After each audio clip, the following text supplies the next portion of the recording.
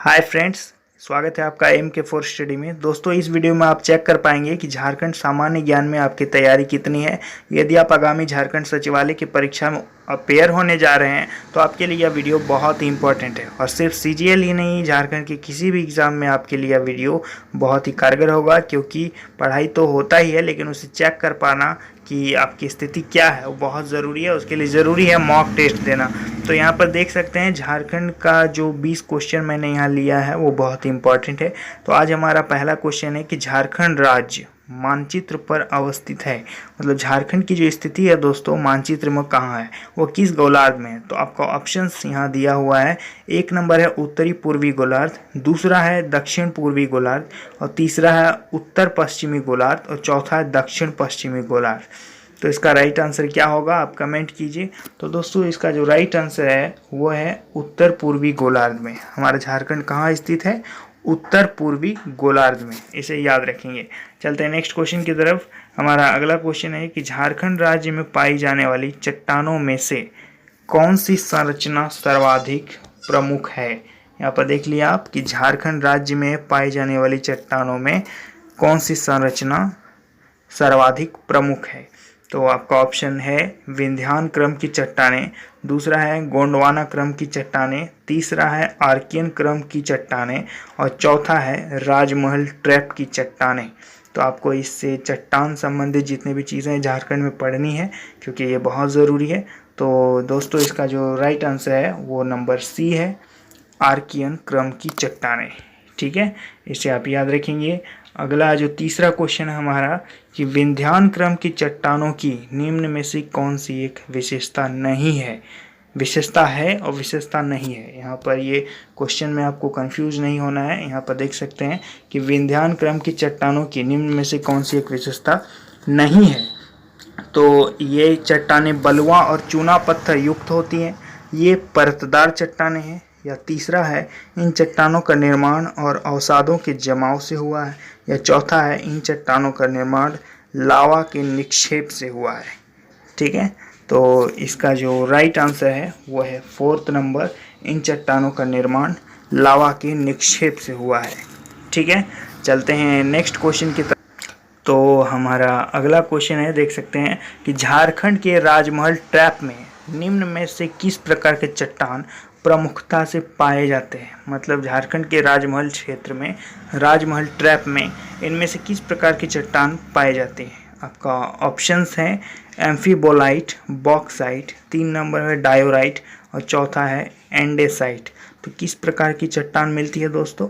तो इसका जो राइट आंसर है वो होगा बी नंबर, बॉक्साइट। झारखंड में प्रचुर मात्रा में मिलता है, तो इसका राइट आंसर है बॉक्साइट। ठीक है, अगला जो हमारा पांचवा क्वेश्चन है कि झारखंड में भूमिगत जल की मात्रा अत्यंत कम होने के कारण इनमें से कौन सा क्या है। ठीक है, मतलब झारखंड में जो भूमिगत जल है वो उसकी मात्रा कम है, तो उसका कारण क्या है। तो यहाँ जो देख सकते हैं ऑप्शन है आर्कियन कालीन चट्टानों की अधिकता, मृदा की छिद्रता का कम होना, तीसरा पठारी ढाल का पाया जाना, और चौथा है उपरोक्त सभी। ठीक है, तो यहाँ जो 5 नंबर का आंसर है तो वो होगा आपका मृदा की छिद्रता का कम होना। ठीक है, 5 का बी यानी 2 नंबर। ठीक है, मृदा की छिद्रता का कम होना। छठा क्वेश्चन है कि झारखंड में गंगा नदी के संरक्षण हेतु झारखंड राज्य गंगा नदी संरक्षण प्राधिकरण का गठन कब किया गया।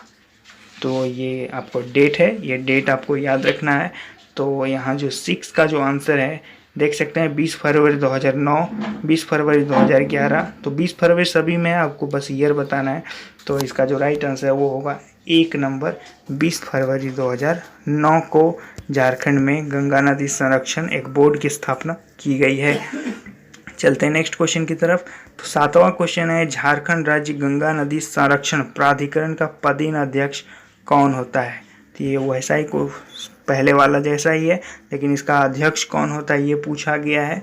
तो 7वां नंबर देख सकते हैं राज्य के मुख्यमंत्री, राज्य के जल संसाधन मंत्री, राज्य के वन एवं पर्यावरण मंत्री, और राज्य के मुख्य सचिव। तो इसके जो अध्यक्ष होते हैं वो राज्य के सीएम होते हैं, राज्य के मुख्यमंत्री होते हैं। 8वां क्वेश्चन है कि झारखंड राज्य में निम्न में से किस पवन द्वारा वर्षा होती है। ठीक है, पहला है दक्षिण पश्चिम मानसून पवनों द्वारा, उत्तर पूर्वी मानसून पवनों द्वारा, पछुआ पवन द्वारा, इनमें से कोई नहीं। तो दोस्तों मैं यहाँ बता दूं कि झारखंड में जो वर्षा होती है वो दक्षिण पश्चिम मानसून के द्वारा होती है। तो इसका जो राइट आंसर हो जाएगा वो होगा नंबर 1। झारखंड में वर्षा किसके कारण होती है? दक्षिण पश्चिम मानसून के द्वारा, इसे याद रखेंगे। 9 नंबर क्वेश्चन है कि राष्ट्रीय आपदा प्रबंधन संस्थान के अनुसार झारखंड राज्य को 3 जलवायु प्रदेशों में वर्गीकृत किया गया है, निम्न में से कौन सा एक इसमें शामिल है?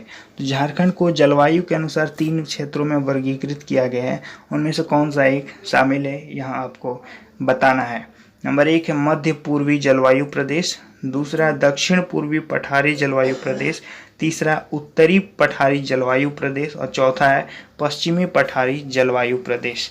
तो इसका जो राइट आंसर है दोस्तों वो होगा 3 नंबर, उत्तरी पठारी जलवायु प्रदेश।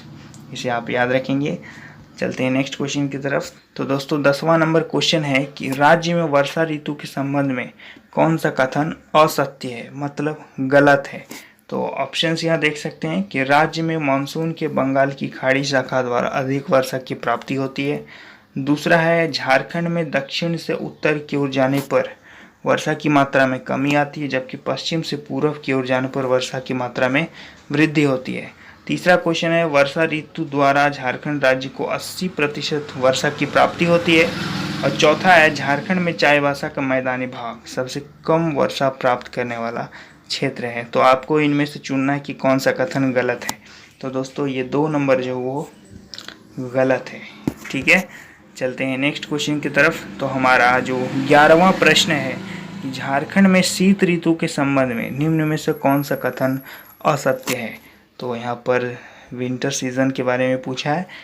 प्रश्न पहला जो है ऑप्शंस, राज्य के पठारी क्षेत्रों का तापमान मैदानी क्षेत्रों की तुलना में कम होता है। दूसरा है राज्य के मैदानी क्षेत्रों में शीत ऋतु का प्रारंभ पठारी क्षेत्रों की तुलना में पहले हो जाता है। तीसरा है राज्य का सर्वाधिक ठंडा माह जनवरी है। राज्य में शीत ऋतु के दौरान पश्चिमी विक्षोभ के कारण थोड़ी बहुत वर्षा होती है, जो रबी की फसल हेतु अत्यंत लाभदायक है। तो इसका आंसर क्या होगा? कौन सा कथन गलत है, असत्य है? तो दोस्तों ये जो 2 नंबर है 11 का बी, ये गलत है। तो ये आपका आंसर हो जाएगा। राज्य के मैदानी क्षेत्रों में शीत ऋतु का प्रारंभ पठारी क्षेत्रों की तुलना में पहले हो जाता है। चलते हैं 12वें नंबर क्वेश्चन की तरफ। तो यहाँ पर देख सकते हैं लाह उत्पादन हेतु आवश्यक दशाओं के संबंध में निम्न में से कौन सा कथन सही नहीं है? ठीक है, सही है और सही नहीं है, इसमें कंफ्यूज नहीं होना है। समुद्र तल से 350 मीटर ऊंचाई, 12 डिग्री सेल्सियस तापमान, 150 सेंटीमीटर से कम वर्षा, या फिर 4 सभी कथन सही हैं। तो दोस्तों मैं यहाँ बता दूँ कि इसका जो सभी कथन है वो सही है। लाह की खेती के लिए ये सभी चीज़ें ज़रूरी नहीं है। ठीक है, दूसरी चीज़ है 13वां नंबर क्वेश्चन, ध्यान दीजिएगा। झारखंड राज्य में उपलब्ध जलोढ़ मृदा के संबंध में निम्न में से कौन सा कथन असत्य है? तो यहाँ पर देख सकते हैं असत्य पूछा है। ठीक है, तो इसका विकास मुख्यतः राज्य के संथाल परगना क्षेत्र में हुआ है। दूसरा है राज्य में बांगर तथा खादर दोनों प्रकार की जलोढ़ मृदा पाई जाती है। तीसरा है यह मिट्टी रबी की फसल हेतु अत्यधिक उपयुक्त है। इस मृदा में चूना और पोटास की अधिक मात्रा पाई जाती है। तो कौन सा कथन आपको गलत लग रहा है यहाँ बताइए। तो मैं यहाँ बता दूं जलोढ़ मृदा उसे कहते हैं जो नदियों में बाढ़ के द्वारा जो मिट्टी बहा के लाती है उसे जलोढ़ मृदा कहते हैं। और जो बांगर और खादर तो समझ रहे हैं, पुरानी और जलोढ़ और नई जलोढ़ मिट्टी को बांगर और खादर कहते हैं। तो यहाँ पर जो दोस्तों जो गलत है वो है यह मिट्टी रबी की फसल हेतु अत्यधिक उपयुक्त है। तो ये गलत है, यह जो मिट्टी होती है वो खरीफ की फसल के लिए उपयुक्त होती है। 14 नंबर जो क्वेश्चन है, राष्ट्रीय वन सर्वेक्षण रिपोर्ट 2015 के अनुसार झारखंड राज्य में वनावरण है। मतलब 2015 में जो वन सर्वेक्षण रिपोर्ट हुआ उसमें से कौन सा आपका कितना एरिया है वन का? तो यहाँ पर जो बताना है आपको 23,605 वर्ग किलोमीटर, 23,478 वर्ग किलोमीटर, 22,864 वर्ग किलोमीटर और 21,624 वर्ग किलोमीटर। तो इसका जो राइट आंसर है वो बी नंबर होगा, 23,478 वर्ग मीटर। चलते हैं 15वें क्वेश्चन की तरफ। ध्यान दीजिएगा दोस्तों, चैनल पर नए हैं तो सब्सक्राइब भी कर लेंगे। कि झारखंड का एक प्रमुख वृक्ष महुआ, यहाँ पर ये नोट करेंगे कि कई कारणों से अत्यंत उपयोगी है। इस संबंध में निम्न में से कौन सा कारण सही नहीं है? ठीक है, इसके लकड़ी का प्रयोग दरवाजा बनाने हेतु किया जाता है। इसके फूल का प्रयोग शराब बनाने हेतु किया जाता है। इसके बीज का प्रयोग तेल निकालने हेतु किया जाता है। या चौथा है, इसके फल के निर्यात द्वारा बड़ी मात्रा में विदेशी मुद्रा अर्जित की जाती है। तो इसका जो राइट आंसर है वो है डी नंबर। ये कारण सही नहीं है, क्योंकि जो महुआ होता है उसका एक्सपोर्ट नहीं किया जाता है विदेशों में। ठीक है, ये सभी सही है। 1 नंबर, लकड़ी का दरवाजा तो बनता ही है, महुए से शराब बनता है और इस बीज का उपयोग तेल निकालने हेतु किया जाता है, लेकिन विदेशों में एक्सपोर्ट नहीं होता। चलते हैं 16वें नंबर क्वेश्चन की तरफ।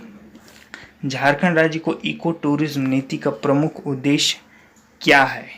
इको टूरिज्म नीति, ये तो आप देखिए के ही बता सकते हैं। टूरिज्म संबंधित आ गया तो क्या आंसर होना चाहिए?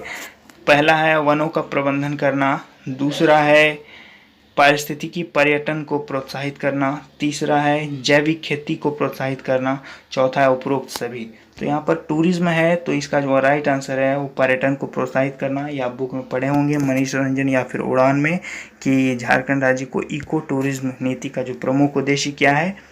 झारखंड में पर्यटन को बढ़ावा देना और राज्य की आय में वृद्धि करना।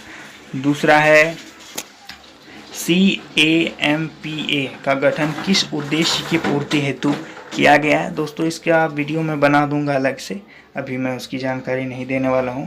ऑप्शन 1 है प्राकृतिक वनों का प्रबंधन करना, 2 नंबर वन्य जीवों का संरक्षण करना, तीसरा है आधारभूत संरचना का विकास और चौथा उपरोक्त में से यह सभी।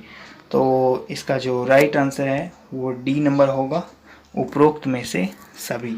ठीक है, चलते हैं 18वें क्वेश्चन की तरफ। झारखंड में पार्क एवं बगीचों के प्रबंधन एवं विकास हेतु सरकार को नई पहल झार पार्क्स के तहत निम्न में से कौन सा पार्क शामिल नहीं है? ठीक है, झार पार्क में कौन सा पार्क शामिल नहीं किया गया है?